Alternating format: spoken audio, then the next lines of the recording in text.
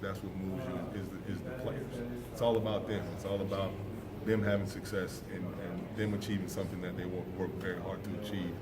At the end of the day, at the end of the game, that's what most excites me, and that's what is, has me excited and pumped up and got a little itch, is to watch these guys actually go out and perform now. I know Marcus Tatum was a bit undersized when he was thrown in there last year as a true freshman. How much better equipped is he now, strength-wise and just experience-wise, to go in there and start this game? Obviously much better than he was when he got thrown in the Alabama game a year ago, but he's done a really good job of doing the things he needed to do physically to his body to put himself in position to withstand and play the tackle position in the SEC. And he's continuing to do that because Marcus is still a young player. He's still a true sophomore, still developing and learning how to play the position.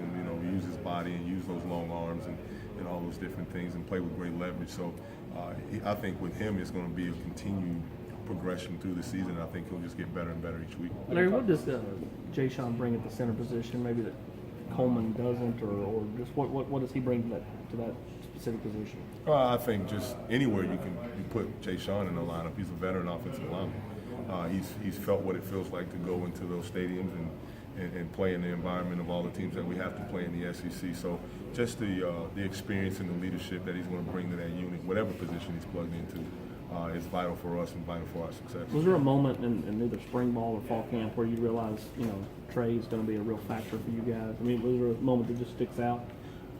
Really, for him, the most part has been his body of work. But I do think that, each and every time you put him into a situation and you had something that he needed to correct or get better at, more for me, has always been his approach off the field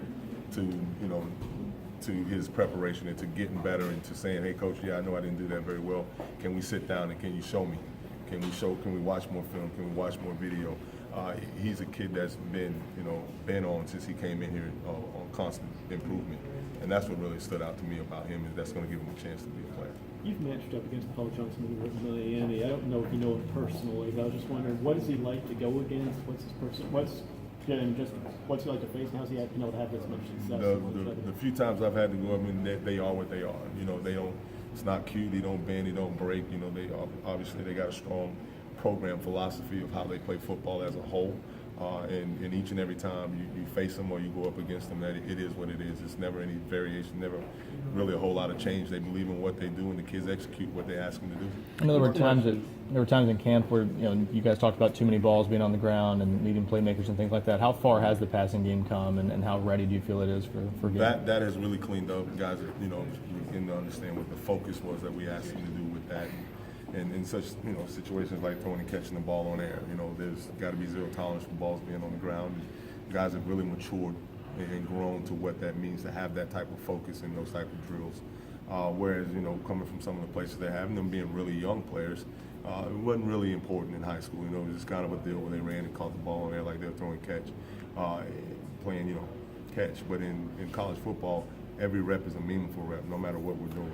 Every walkthrough, every drill, every throw and catch situation is a situation and an opportunity to get better, and it comes with great focus. And their young kids are waking up to that, and they're learning that, and they've done a much better job with it. Coach, what kind of? You mentioned some of the younger players you have around. You have two quarterbacks who haven't played a whole lot. How game ready do you feel those guys are? And do you have a lot of the questions you had about those guys answered at this point? First, I'm going to say this: we're very, very fortunate to have the two guys that we do have here as quarterbacks, and because that's as the quarterback goes, the offense goes. So we feel very fortunate to have both of those guys.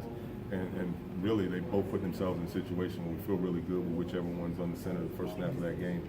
We feel really, really good about it. Thanks, guys. All right, guys. Thank you.